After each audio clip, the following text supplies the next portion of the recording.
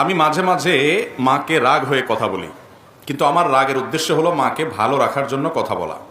এতে মায়ের কোনো অভিশাপ লাগবে কিনা? দেখেন, মা বাবা অনেক সময় উল্টাপাল্টা করে, বিশেষ করে বয়স যখন বেশি হয়ে যায় তখন তো মা বাপ দেখা যায় এমন এমন অযৌক্তিক কথা বলে, এটা আসলে খাটে না। ঠিক না? ঠিক। এক ভাইয়ের অনেক আছে, তারপরও বাপে বলে না ওর কিছু নাই আসলে, আরে এ মিসকিন বেচারা, ওরে দে। একটা দিকে টানে তো টানতেই আছে, আর একটা দেখতেও পারে না। এরকম অনেক উল্টাপাল্টা বুড়া বয়সে মা বাপ করে, ব্যালেন্স ঠিক থাকে না। এই সময়টাতে মা বাপ যখন বৃদ্ধ বয়সে চলে যায়, ভাইরে, তখন ব্যালেন্স রাখতে পারে না বেচারারা। এই বয়সটাতে আপনাকে আমাকেও হায়াতে বাঁচা রাখলে আল্লাহ তাআলা যেতে হতে পারে। পৃথিবীতে সকল সন্তানের কাছে সকল বাপ মা, হাতে গোনা ব্যতিক্রম কিছু থাকতে পারে, সবসময় ব্যাকডেটেড থাকে। ব্যাকডেটেড বুঝেন মানে কি? ওল্ড, আগের যুগের, খাটে না এমন কথাবার্তা বলে, স্মার্ট না। কারণ সন্তান সবসময় প্রোগ্রেস থাকে, আপডেটেড থাকে, তারা সবসময় আধুনিক এবং অনেক বেশি অগ্রসর থাকে, যার কারণে বাপমারা অনেক কিছু বুঝে না। ধরেন আজকালকার কথা, ফেসবুক ইউটিউবের কথাই বলেন। একটা ফেসবুক ইউটিউবের কোনো কথা আপনি, আপনার অনেক বাপমা আছে, বুঝাইয়া বলতেই পারবেন না। ঠিক না? ঠিক। এই যে ব্যাপার, এই ব্যাপারগুলোর কারণে যুবকদের কাছে, সন্তানদের কাছে অনেক সময় মনে হয়, দুধ আব্বা কি বলে, আম্মা কি বলে, এগুলো অযৌক্তিক, খাটে না, তাও বলে। এই যে আমার বুদ্ধির সাথে তার মিলতেছে না। আবার আমি যখন বুড়ো হয়ে যাব, আমার ছেলে মেয়েরা আবার এত আপডেটেড হবে, এত আপ টু ডেট হবে যে তাদের কাছে আবার আমি এরকম ব্যাকডেটেড থাকবো। ঠিক না? ঠিক। কারণ দুনিয়ার সামনে আগাচ্ছে না আস্তে আস্তে। তো এই সময়টাতে বাবা মার সাথে বুঝে না আসলেও, অযৌক্তিক কিছু বললেও বেয়াদবি করা যাবে না। কঠিন একটা জায়গা। আল্লাহ তাআলা জান্নাতে যাওয়াটা শর্ত করে দিয়েছেন, রিদার রব্বি ফি রিদাল ওয়ালিদাইন ওয়া সাখাতুর রব্বি ফি সাখাতিল ওয়ালিদাইন। মা বাপ সন্তুষ্ট তো আল্লাহ সন্তুষ্ট, মা বাবা সন্তুষ্ট তো আল্লাহ সন্তুষ্ট। কথা সাফ। তুমি নামাজ পড়তে পড়তে কপালে সিল লাগাই ফেলছো, কিন্তু তোমার মা বাবা তোমার উপরে সন্তুষ্ট না, তোমার আচরণে তারা কষ্ট পায়, তাহলে তোমার জান্নাতে যাওয়ার কোনো পথ খোলা নেই। নবী করিম সাল্লাল্লাহু আলাইহি ওয়াসাল্লাম স্পষ্ট বলেছেন, তারাই তোমার জান্নাতের দুয়ার, মা বাবাই তোমার জান্নাতে যাওয়ার দুয়ার।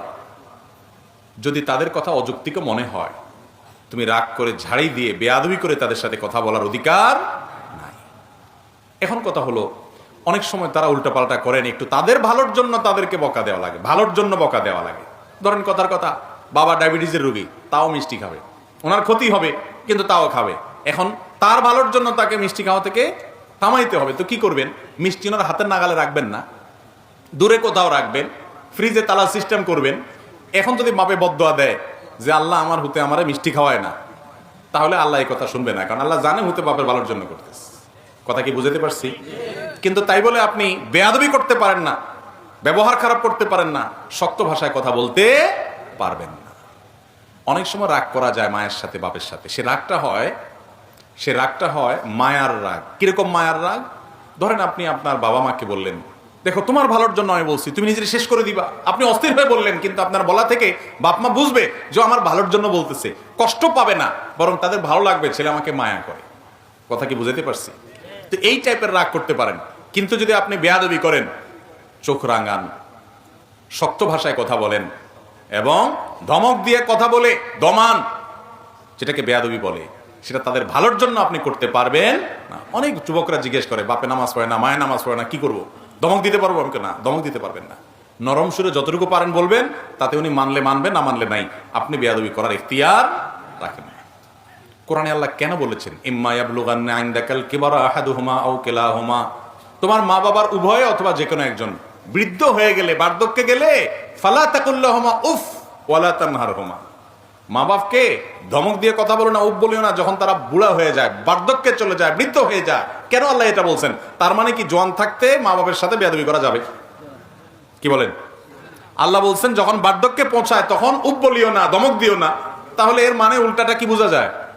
বার্ধক্যে যতদিন পৌঁছাবে না ততদিন পর্যন্ত কি করতে পারো? ধমক দিয়ে কথা বলতে পারো। আসলে কি তাই? কেন? তার কারণ হলো, আল্লাহ রাব্বুল আলামিন বার্ধক্যের কথাটা এই জন্য বলেছেন, আল্লাহ জানেন জোয়ান বয়সে ছেলে মেয়েরা বাপ মার সাথে বেয়াদবি সাধারণত করে না, কারণ যদি করে কানটা মলে ঘরের থেকে বাইর করে দেওয়ার ক্ষমতা ওই বেটার আছে, বাপের জোয়ান বয়স আছে এখন, ঠিক না ভাই? ঠিক।